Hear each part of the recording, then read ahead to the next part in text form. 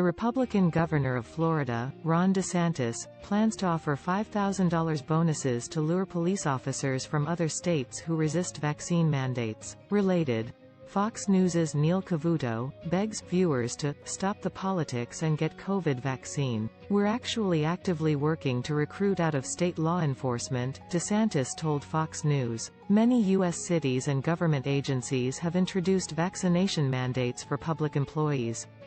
Resistance among police officers and other first responders has been widely picked up by right-wing media figures and politicians using opposition to COVID public health measures to attack the Biden administration and other We do have needs in our police and our sheriff's departments, DeSantis said. So, in the next legislative session, I'm going to hopefully sign legislation that gives a $5,000 bonus to any out-of-state law enforcement that relocates in Florida, NYPD, New York, Minneapolis, Seattle. If you're not being treated well, we will treat you better here.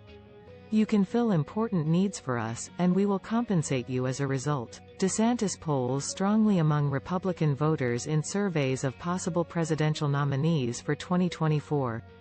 He has reached such a position by tightly aligning himself with Donald Trump, the former president who seems likely to run again. Last week, video circulated showing the two men deploying similar gestures and rhetorical gambits.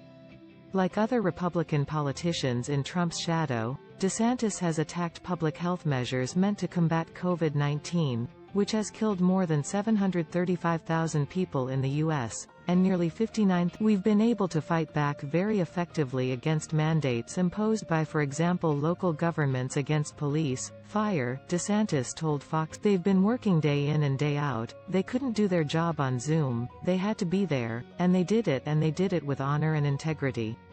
Now, you have people that want to kick them out of their job over this shot, which is basically a personal Related. In Trump's shadow, David Drucker surveys the Republican runners and riders for 2024. Our policy is very clear. We're gonna have a special session, and we're gonna say nobody should lose their job based off these injections. It's a choice you can make, but we want to make sure we're protecting your jobs and your livelihood. DeSantis also claimed, on a scientific basis, but without offering evidence, that most of those first responders have had COVID and have recovered, so they have strong protection. And so I think that influences their decision on a lot of this, that they have already had it and infection with COVID does increase immunity to reinfection but does not preclude it. A recent study found that previously infected people who were then vaccinated were better protected against reinfection than those who did not receive a